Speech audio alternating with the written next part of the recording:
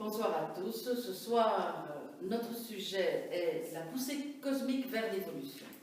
Il faut bien comprendre qu'il y a dans l'univers tout entier, et ceci pas seulement sur Terre, mais dans toutes les formes d'existence, qu'elles soient ici terrestres ou qu'elles soient d'une autre forme dans l'énergie plus subtile, dans les manifestations de vie plus subtiles ou plus denses, il existe cette poussée vers l'évolution.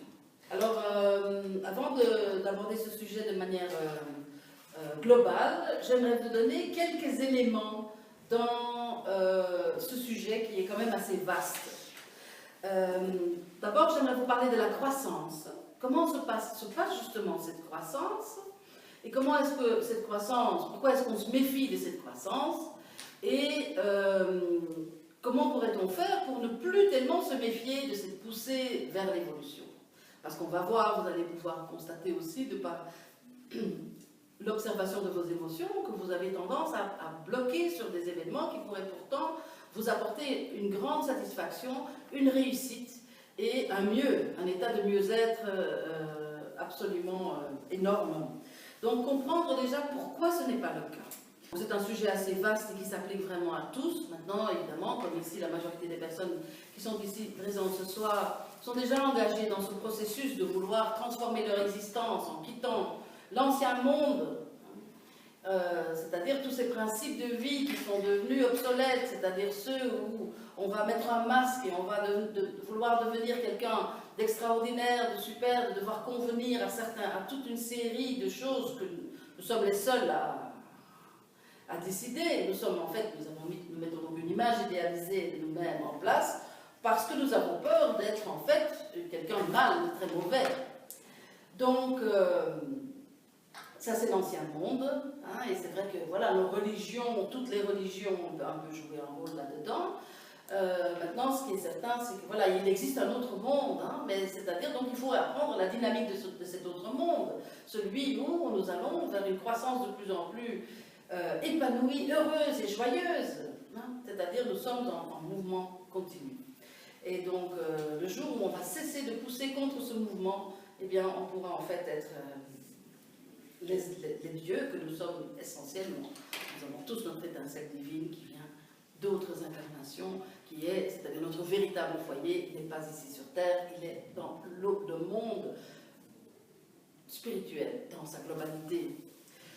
Alors la croissance dans la dualité, c'est-à-dire donc il faut comprendre que tout ce qui se situe dans la dualité, d'ailleurs la dualité et comment transcender la dualité, c'est notre sujet du mois prochain. C'est très important de comprendre cette dualité parce qu'essentiellement en tant qu'être humain sur Terre, on va fonctionner avec cette dualité, qui est le fait de fonctionner par opposé, c'est-à-dire quand on a quelque chose de sombre, en face de ça nous avons quelque chose de clair, quand il y a quelque chose de mouillé, nous avons de sec, nous avons hommes, nous avons femmes, et donc aussi de la manière, dans notre évolution spirituelle, parce que c'est de ça que nous parlons aujourd'hui, il y a aussi ces principes, c'est-à-dire de vouloir quelque chose parce qu'on a peur de son contraire, évidemment. Donc c'est tout le fonctionnement entre désirable et indésirable. J'ai un état de vie qui est désirable, du coup je veux éviter celui qui est indésirable et qui est juste en face. Par exemple, si j'ai envie d'être riche, j'ai peur de la pauvreté, et je pousse contre la pauvreté. Tant que nous fonctionnons avec la dualité est tout autour de nous, c'est justement le principe de la vie sur Terre. Si nous ne croyions pas en la dualité, nous n'aurions plus besoin de nous incarner sur Terre. C'est aussi simple que ça.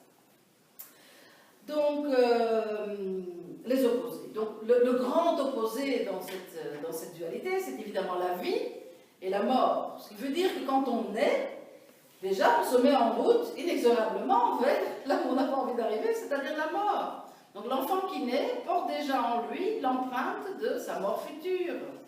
Du moins c'est ce que nous croyons quand nous voyons les choses avec les 2,5 cm que nous pouvons voir devant notre nez, devant notre vision limitée, c'est-à-dire on croit que c'est ça, c'est-à-dire on voit effectivement qu'on naît, puis qu'on vieillit, enfin on grandit, puis on vieillit, puis on tombe malade, et puis on meurt, c'est-à-dire c'est plus ou moins, ça peut être dans un autre ordre aussi, on peut tomber malade avant de vieillir, et puis ensuite mourir, on peut même mourir sans jamais être devenu vieux.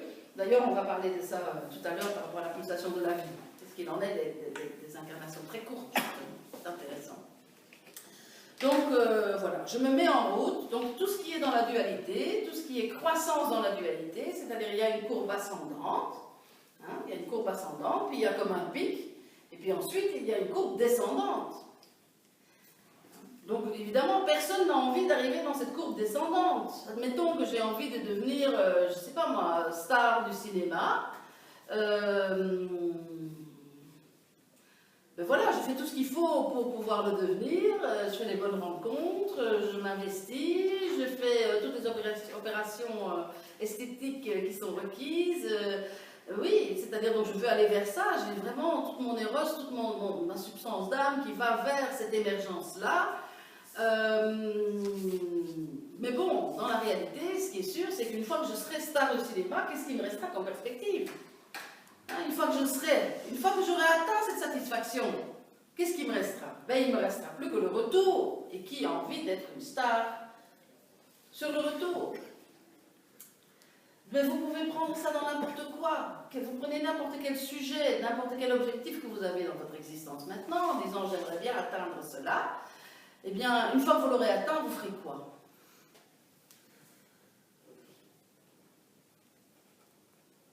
Donc il faut juste savoir que l'être humain se méfie fondamentalement de cette notion de croissance. Hein, puisque comme la croissance dans la dualité se situe dans un espace et dans le temps, et il va vers quelque chose qui est le contraire en fait. Donc on débute et puis après on va chuter. Hein, donc même si on monte au départ, on sait que la chute est la seule destination possible.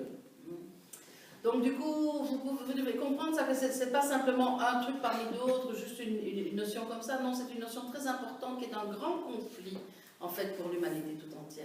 Hein.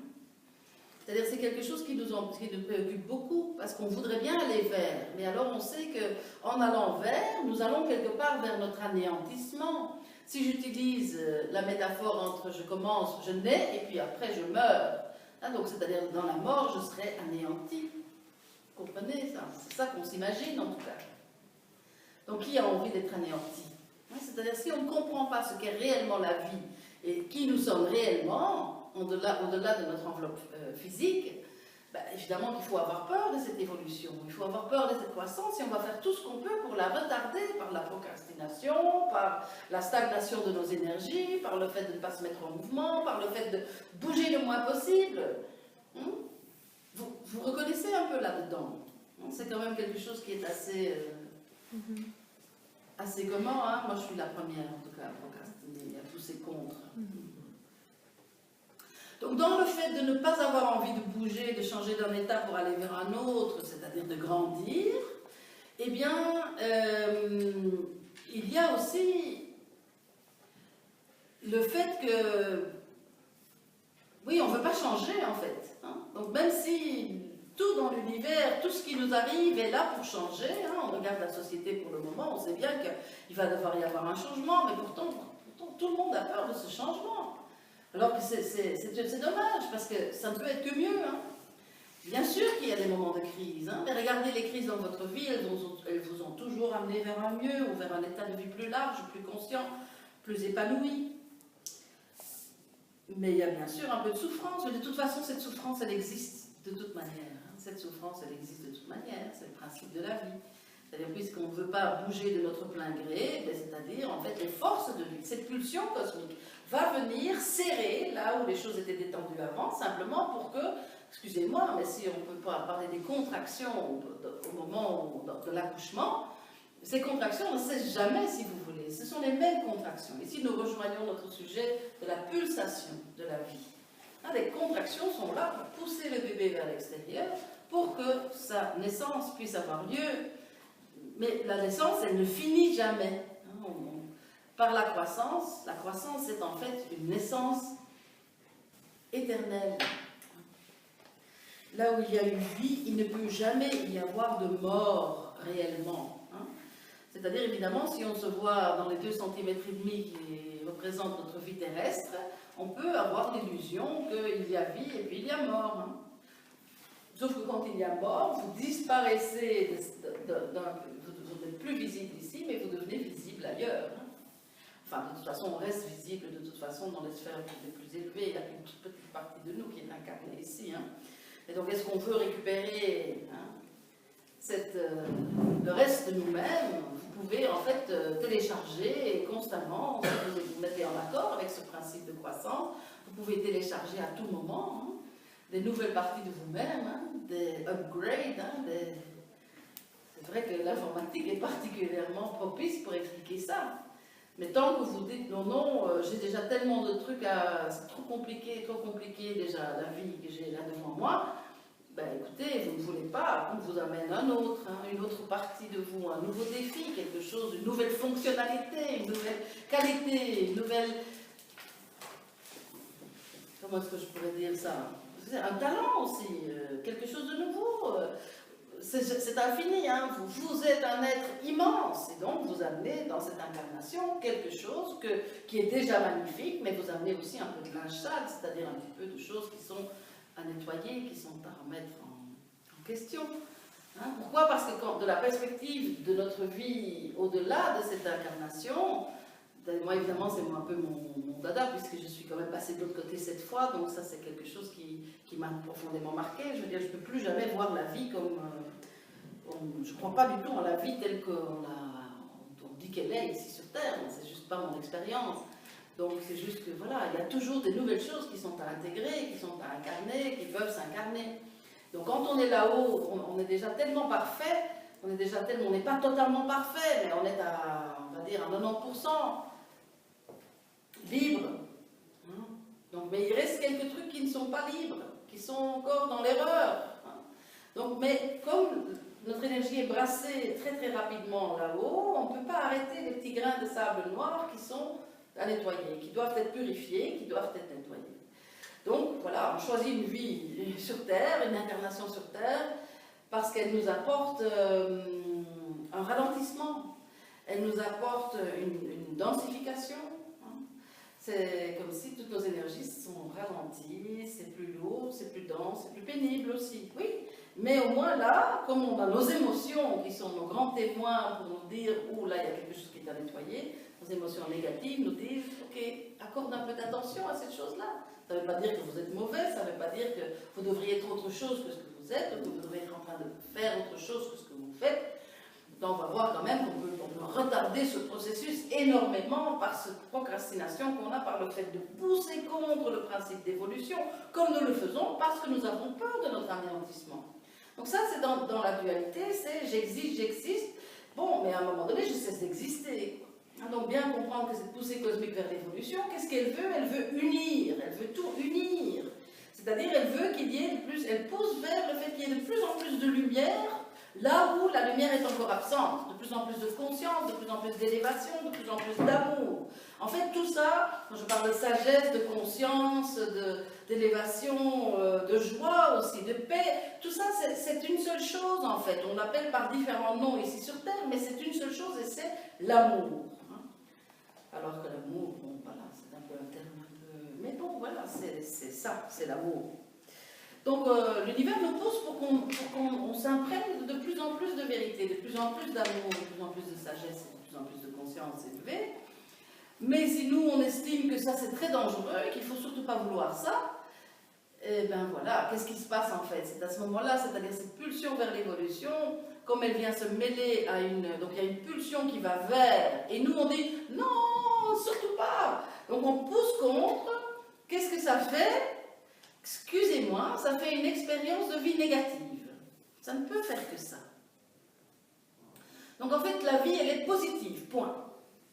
Mais c'est le fait qu'on se met à pousser contre qui fait que de cette pulsion, et je regrette, mais cette pulsion, c'est qui vous êtes, puisque vous êtes vivant, donc vous faites partie de la vie. Vous ne pouvez jamais, jamais vous dissocier de cette pulsion d'évolution, parce que puisqu'elle fait partie de la vie et que vous faites partie de la vie, vous n'allez jamais pouvoir effacer de l'intérieur de vous-même cette pulsion vers l'évolution, même si vous arrivez très bien à vous faire croire que vous ne voulez absolument pas. Je dirais même ici, ben voilà, les personnes qui sont présentes ici sont déjà dans une certaine recherche.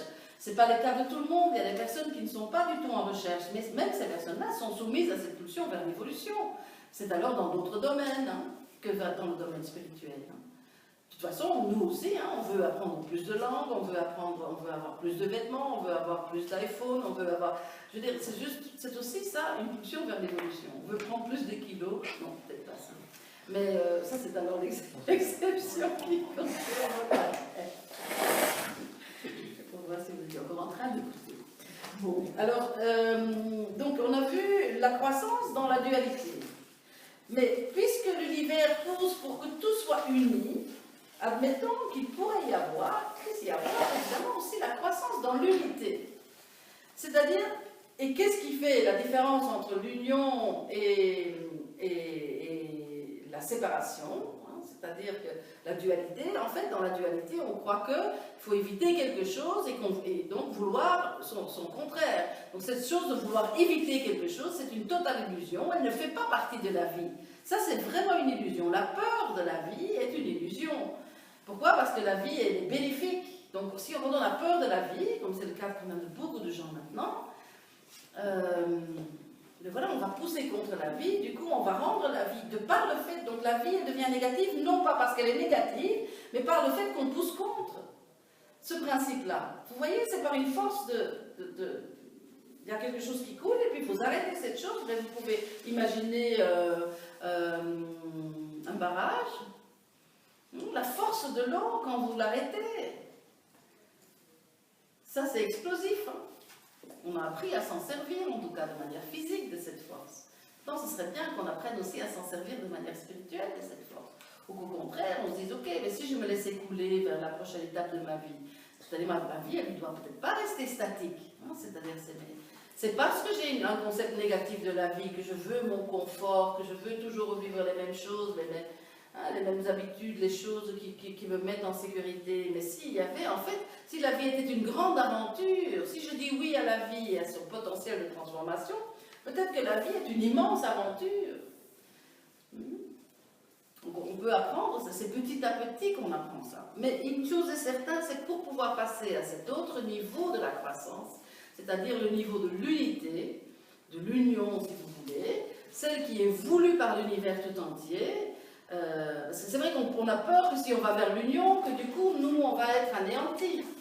Mais ça, c'est au niveau de notre petit ego, évidemment, que nous avons peur de l'anéantissement. Ça, c'est clair. Hein, c'est-à-dire, si c'est plus moi, alors ce sera l'autre. Non, mais moi et l'autre, on est pareil, on est une seule personne. Il y a une seule entité humaine sur la Terre. Donc, les fragmentations proviennent justement de cette illusion de la dualité.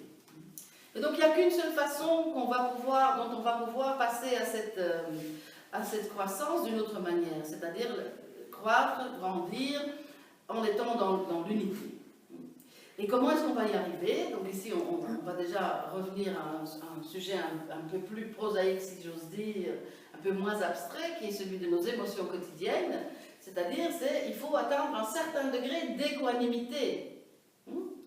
C'est-à-dire, équanimité, voilà, c'est ça, toutes les religions orientales l'ont bien compris. C'est-à-dire parce qu'elles favorisent vraiment l'aspect être de l'être humain. Hein, ici en Occident, on a plus tendance à favoriser l'aspect créateur de Dieu, c'est l'aspect faire. Hein, l'homme ici occidental est capable de tout transformer, de tout mettre à son avantage, d'inventer, de la technologie et tout ça. Maintenant, ce qui est très bien aussi, hein, les deux aspects existent évidemment dans la création. Mais dans cette capacité d'être, nous cherchons très fort, donc toutes les religions orientales vont rechercher cet état d'équanimité, c'est-à-dire l'état, mais on appelle ça l'état sans désir, et c'est un peu une interprétation erronée en fait, parce qu'on ne peut pas vivre sans désir. Hein. Donc et donc l'objectif n'est pas du tout, en fait, ça c'est parce que dans toutes les religions, dans toutes les philosophies, il y a de la vérité, toutes sont vraies, mais toutes contiennent aussi de l'erreur, puisque nous vivons toujours dans la dualité. Donc il y a certains éléments qui sont favorisés, mais on oublie alors qu'il y a d'autres éléments négatifs qui sont attachés. Et du coup, voilà, c'est-à-dire si on veut vivre cet état sans désir, on peut alors en tirer une conclusion erronée, qu'il faille se séparer de la vie, qu'il faille se retirer, comme les ermites l'ont fait ici aussi, hein, de toute manière. Hein, c'est-à-dire éviter les stimuli pour ne pas réagir d'une manière ou d'une autre, pour ne pas avoir envie particulièrement de quelque chose, ou pour ne pas avoir de répulsion par rapport à quelque chose. Donc c'est vrai que c'est une façon d'y arriver, mais ce n'est pas de ça qu'il s'agit dans la véritable élévation spirituelle. C'est juste de pouvoir dire, voilà, je vis un contraste ici, aujourd'hui il fait beau, chouette, j'en profite, c'est agréable, il y a du beau temps dans ma vie, les conditions de vie que je vis sont agréables, mais il y a des conditions de vie que je n'aime pas, hein, comme je vous expliquais tout à l'heure. Je peux alors simplement tirer une conclusion que, ok, voilà, qu'est-ce que je peux apprendre de cette situation? Qu'est-ce que je peux utiliser dans cette chose qui est un peu désagréable pour moi? Je peux m'en servir à mon avantage, c'est-à-dire je peux apprendre quelque chose, je peux utiliser ça pour grandir. Qu'est-ce que cette contraction? Parce que n'oublions pas, comme nous allons voir dans la pulsation, c'est-à-dire de la naissance, hein, je veux dire, tout dans la vie fonctionne avec ce rythme-là. C'est-à-dire, il y a une expansion, il y a une stagnation, et puis il y a une contraction. Hein. Et donc, tout doit fonctionner selon ce rythme-là. Donc, je veux dire, y compris la naissance des planètes, y compris la naissance des univers. C'est juste pas possible autrement, quoi. Donc, c'est vrai que nous, dans notre idée d'avoir droit, comme nous avons vaincu dans une certaine manière la matière et les éléments, nous croyons maintenant être promus à un bonheur. Hein. C'est un peu, nous vivons un peu cette espèce d'apologie du bonheur, c'est-à-dire on devrait être heureux dans tout, dans tout, dans tout. Mais ça, c'est un fameux esclavage, parce que ce n'est pas possible, ça. Pourquoi? Parce que c'est contraire à la vie, puisqu'il y a expansion, d'accord, c'est le bonheur, hein, donc, puis on a un moment de stagnation où il ne se passe pas grand-chose, et ensuite nous avons une contraction qui nous prépare à la prochaine expansion. Et donc bien comprendre que cette contraction que vous vivez, elle est plus élevée, si vous voulez, dans votre rythme de croissance que l'état d'expansion précédent. C'est donc tout à fait dommage, en fait, de regretter ces contractions en disant « Oh, mais j'aurais voulu encore connaître ces beaux jours que j'ai connus jadis avec un tel ou dans telle circonstance et quand tout allait bien, ou quand j'avais 20 ans, que j'étais jeune et belle. » Bon. C'est-à-dire, c'est juste dommage parce que la vie vous offre une autre opportunité là. Et donc, si vous dites « Oh non, je préférais vivre ça », on est de nouveau dans cette dualité d'un état désirable et d'un état indésirable par ailleurs. Donc on va s'agripper, on va s'accrocher à l'état désirable, je veux, et je veux pas l'état indésirable. Et donc là, évidemment, les énergies, ben, elles ne sont pas neutres, donc elles ne peuvent pas se laisser imprimer, elles ne peuvent pas se laisser empreindre par cette pulsion de croissance, parce que j'accueille la pulsion vers la croissance, mais je réagis. C'est très dommage de réagir, en fait. C'est-à-dire, réagissez dans le sens de ce qui est en train de se passer, c'est-à-dire dans le sens de la croissance, plutôt que de dire « Oh, mais j'aurais préféré ça » ou... C'est pour ça que l'identification avec l'être adulte est déjà un prérequis. Hein, c'est-à-dire, nous avons bien sûr tous un enfant en nous, et en fait, cet enfant a de multiples formes, et donc nous avons tous nos contractions, nos traumatismes d'enfance, et tout ça. C'est juste dommage de ne pas s'identifier comme un adulte qui est capable de faire la part des choses. Parce que je regrette, ici, il n'y a personne dans cette pièce qui est encore un enfant. Même si on vous interrogeait dans vos émotions, peut-être que vous allez dire non, si, je vais te prouver par A plus B que je suis un enfant. Ça, c'est trop dur pour moi, ça ne va pas. Mes conditions de vie sont trop dures. Franchement, je vais cultiver l'échec pour pouvoir prouver que je suis encore un enfant. Parce qu'avec le fait d'être un enfant, ben, j'ai associé le fait qu'il y aurait peut-être quelques petits avantages au fait d'être un enfant. Alors que je voudrais vraiment que vous visualisiez le fait de comment c'était quand vous étiez vraiment enfant et quand vous deviez obéir et faire ce qu'on vous disait de faire et que vous n'aviez aucune liberté, quoi. Donc il y avait des avantages, oui, on s'occupait de vous, mais il y avait quand même pas mal d'inconvénients aussi. C'est pas si mal d'être un adulte, en fait. De toute façon, l'état d'adulte, c'est vraiment le minimum, puisqu'en fait, il y a une première loi spirituelle qui est celle de la responsabilité de soi. Hein, donc la responsabilité de soi. Je suis responsable de tout ce qui est dans ma vie, je m'appartiens. J'ai beau essayer de faire plaisir à quelqu'un d'autre dans l'espoir qu'ensuite quelqu'un d'autre me donne quelque chose, mais ce quelqu'un d'autre, ça peut être papa, maman, ça peut être mon conjoint, ça peut être Dieu le Père, mais juste qu'il n'y a personne en dehors de nous en fait, c'est nous qui décidons. Et donc quand on décide de ne pas bouger, c'est aussi un choix. Quand on décide de se dire, bon ben l'évolution, c'est ça, ou quand je me dis, bon, si je ne me préoccupe pas, si je n'entends pas les messages qui sont là pour moi maintenant, par les contractions qui se mettent dans ma vie, ça ne portera pas à conséquence. Je regrette, ça porte à conséquence. Tout porte à conséquence. Donc, c'est pas grave, hein, je veux dire, la vie est infinie. Hein. De toute façon, on va tous sortir dans la lumière un jour et on va tous retrouver notre origine lumineuse. Maintenant, si vous voulez accélérer un peu le processus pour que votre vie soit un peu plus joyeuse, bien, vous pouvez le faire, mais vous pouvez aussi continuer à pousser contre, et puis vous allez quand même, il n'y a qu'une seule issue et c'est la lumière. Bien.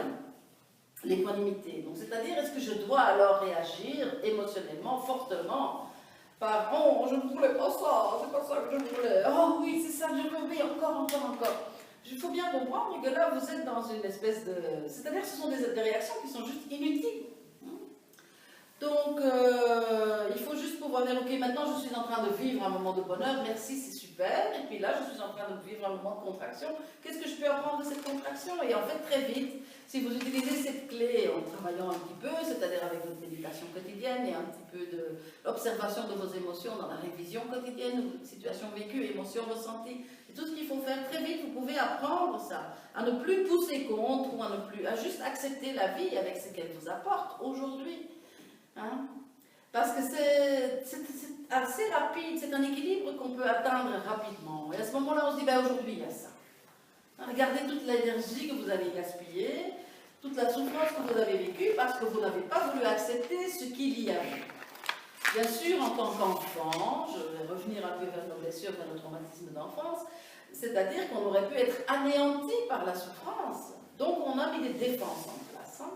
On s'est dit non, mais je vais continuer à dire, je vais au moins dire non, même si je dois dire oui, puisque je suis obligée d'obéir, ou je suis obligée de plier à ces circonstances extérieures. Tout ça, c'est inconscient, bien sûr, puisque l'enfant n'est pas vraiment conscient de sa souffrance. Il croit que c'est comme ça, quoi. Ce n'est qu'après, évidemment, en retournant, qu'on se rend compte qu'en fait, c'était pas très sympa ce qu'on a vécu. Mais c'est aussi le principe de croissance qui vous met ces traumatismes dans votre enfance, bien sûr, puisque c'est en fait vos petits grains de sable noir qu'il vous faut, c'est votre linge sale que vous avez descendu avec une petite valise en Ryanair, pas très cher, vous n'en avez pas trop, mais quand même, il faut à un moment donné ouvrir la valise et faire la lessive, quoi. Donc, vous avez décidé ça, vous avez voulu, c'est-à-dire la raison pour laquelle vous amenez des caractéristiques négatives, c'est-à-dire des souffrances, des traumatismes dans votre vie, dans votre incarnation, c'est parce que vous voulez savoir que ces choses négatives existent.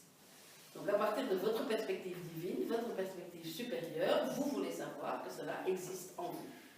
Et vous voulez régler ça, transformer ça vers sa pureté d'origine, vers sa lumière, vers sa beauté, son amour. Et ça. Parce que c'est ça qui est magique, c'est qu'à partir du moment où vous osez la confrontation avec les parties les plus sombres de vous, mais elles reviennent naturellement vers leur origine divine, vers leur beauté, leur amour.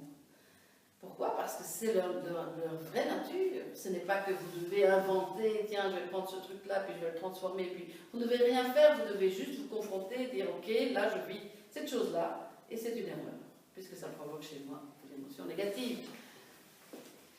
Donc c'est pas le fait de devoir inventer quelque chose à la place, il faut juste enlever la couche. Donc en fait, la réalisation de soi, si on peut utiliser un terme un peu grandiloquent, mais voilà, je me réalise dans tout mon potentiel, hein, c'est-à-dire c'est la réalisation de soi, et c'est progressif bien sûr, puisque c'est jamais tadam, voilà, aujourd'hui je me suis réalisée entièrement, admirez-moi. Non, c'est un processus, puisque nous avons parlé d'un processus de naissance qui est continu, c'est-à-dire donc cette réalisation de soi, elle vient par le fait de laisser ces choses qui ne nous conviennent pas, nous toucher, puis dire ok, qu'est-ce que je peux faire pour transformer ça? Mais c'est pas, c'est-à-dire juste dire ok, j'aimerais le changer, je vois bien que c'est une erreur, je vois bien que c'est pas ça la vérité. Donc tout ce qui est de l'ordre de la séparation, tout ce qui est de l'ordre de la fragmentation, tout ça c'est forcément de l'erreur, quoi. Hein? Tout ce qui n'est pas amour est de l'erreur. Donc, la réalisation de soi, c'est quoi? C'est en fait simplement le fait d'enlever les couches d'erreur. Les couches d'erreur qui sont justement le fait de croire que l'autre est mon ennemi. Hein? Ou, voilà, d'autres erreurs, je ne sais pas si vous avez des exemples de couches d'erreur. De croire que si moi j'ai, c'est pour ça que l'autre n'a pas. Ou de croire que si l'autre a, c'est parce que moi j'ai pas. Et des choses comme ça, je veux dire, il y a plein d'erreurs, et donc dès que vous confrontez un peu, dès que vous grattez un peu, vous voyez qu'en fait tous les humains sont pareils, on a tous des besoins, on a tous des aspirations, des désirs, des espoirs, et puis qu'en fait on a tous mis en place, on a tous souffert, et puis qu'on met sur toutes nos blessures, nous mettons des défenses. Donc ici, la seule chose qui nous rend inapte à vivre le bonheur complet, ce sont ces défenses en fait. Parce qu'avec ces défenses, on se fait mal soi-même et on fait mal aux autres aussi. Donc en fait, bien comprendre que cet état, il y a en vous un état divin, c'est-à-dire cette partie-là n'a jamais été touchée, elle n'a jamais été bafouée, elle n'a jamais été insultée, elle n'a jamais été blessée, elle n'a jamais été violée. Il y a une partie de vous, votre être divin, qui est resté parfait, qui n'a donc pas besoin de se défendre. C'est juste histoire de retrouver ce truc-là, quoi. Hein. Mais donc ça passe par la vulnérabilité, ça passe par le fait de vraiment reconnaître que oui, ok, l'autre m'a dit ça, je ne veux pas faire oui, oui, ça ne me touche pas. Non, ça m'a touché. Mais à moins de faire une vraie observation de vos émotions, vous n'allez pas le découvrir, que vous avez vraiment été touché. Puisque vous pensez que ce que vous ressentez, c'est le fait d'attendre, mais je vais lui montrer, moi, attends, il pense que ça va passer comme ça. Attends. Ça, c'est la défense. Mais en dessous de la défense, il y a toujours une blessure. Mais donc, il faut rester un peu dans l'équanimité, de pouvoir voir le déroulement de nos émotions négatives et de voir que ces émotions, ben, voilà. La première, elle est celle de je pousse contre, et puis ensuite, c'est ok, mais qu'est-ce que ça me dit? Et puis en fait, ok, mais cette blessure, est-ce que je l'ai déjà vécue avec quelqu'un d'autre, ou est-ce qu'elle vient de m'être infligée ici par ce tort de l'autre qui est là, manifeste? Bien sûr que l'autre a de l'ombre, mais vous en avez aussi. Justement, si l'autre apparaît dans votre vie avec une blessure, avec quelque chose de désagréable qui vous inflige, c'est que vous avez quelque chose à voir là-dedans. Et ce n'est pas une question de faute ou une question de culpabilité, c'est juste une question de résonance vibratoire. C'est-à-dire vous croyez que vous devez vivre ça. L'être humain a tendance à se contenter de très peu, à vivre un état vibratoire, un état émotionnel qui est vraiment très très éloigné de ce qu'il pourrait être en fait. Donc c'est tout ça. Donc des couches d'erreur, donc comme des vêtements qu'on enlève, quand tout d'un coup on se rend compte qu'en fait il fait beau, il fait splendide, ici je suis sur une île magnifique. Et pourquoi je suis habillée avec des gros vêtements de... Voilà, les défenses, c'est simplement des couches qui nous empêchent de bénéficier de tout l'amour qui existe. Parce que dans toute situation, comme nous avons vu, en fait, si vous voulez, hein, donc cette notion de dualité, je donne déjà ça, c'est notre prochain sujet. Hein, mais donc là, c'est-à-dire que on peut déjà toucher ça, quoi. C'est-à-dire la dualité. C'est une fois que pour la transcender, je peux en faire mon ami. Et me dire, dans chaque chose, il y a un extrême, il y a aussi un autre extrême. Ce qui veut dire que dans chaque avantage que je vis, il y a aussi un inconvénient, même si j'ai pour l'instant pas du tout envie de voir qu'il y a aussi un inconvénient et qu'il y a aussi un prix à payer pour cet avantage que je suis en train d'obtenir. Et que de l'autre côté, pour chaque désavantage qui m'est imposé, puisque j'ai toujours l'impression que c'est le monde extérieur qui m'impose ce désavantage, il y a aussi un avantage. Donc votre équanimité, vous pouvez la cultiver simplement en observant ça. Dire ok, oui, c'est pas agréable ça, mais quel est l'avantage ici? L'avantage, c'est que je peux toucher quelque chose, même si ça fait mal, il y a quelque chose qui me montre, ok, ben plus comme ça à l'avenir.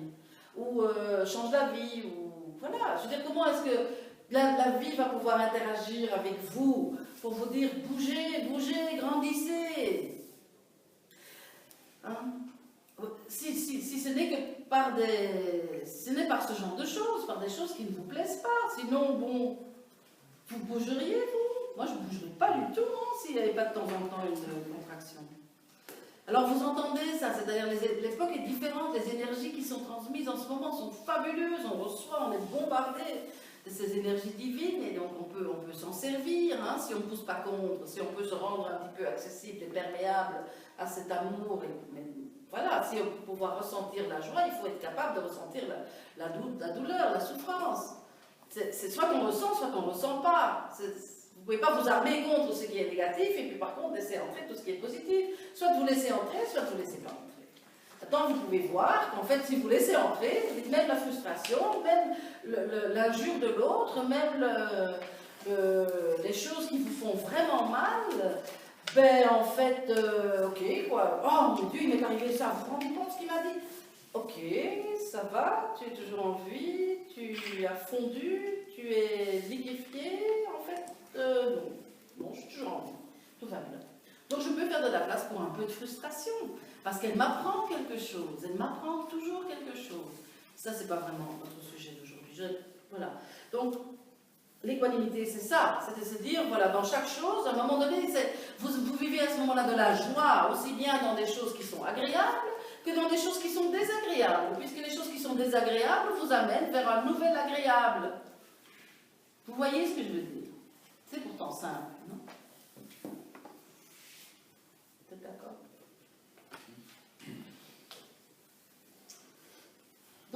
la joie dans les deux opposés. Et alors bon, il ne faut pas croire que cet état en dehors de la dualité n'est accessible qu'une fois que vous ne serez plus dans un corps physique. Hein. C'est pas vrai, c'est accessible ici tout de suite. Et justement, plus vite vous allez au-delà de la dualité, plus vite vous allez voir que vous pouvez vivre de manière permanente dans des états de joie sans qu'il doive y avoir le contraire. Mais c'est-à-dire, c'est vous qui êtes piégé dans le monde de la dualité. Vous pouvez lutter contre cette dualité et dire c'est pas juste, c'est pas juste, c'est pas juste. Ok, mais puisque vous l'avez en vous, c'est ici que vous êtes. Et ici, ce sont les conditions qui sont en vigueur. Si vous le transcendez, vous pouvez le faire ici et maintenant tout de suite.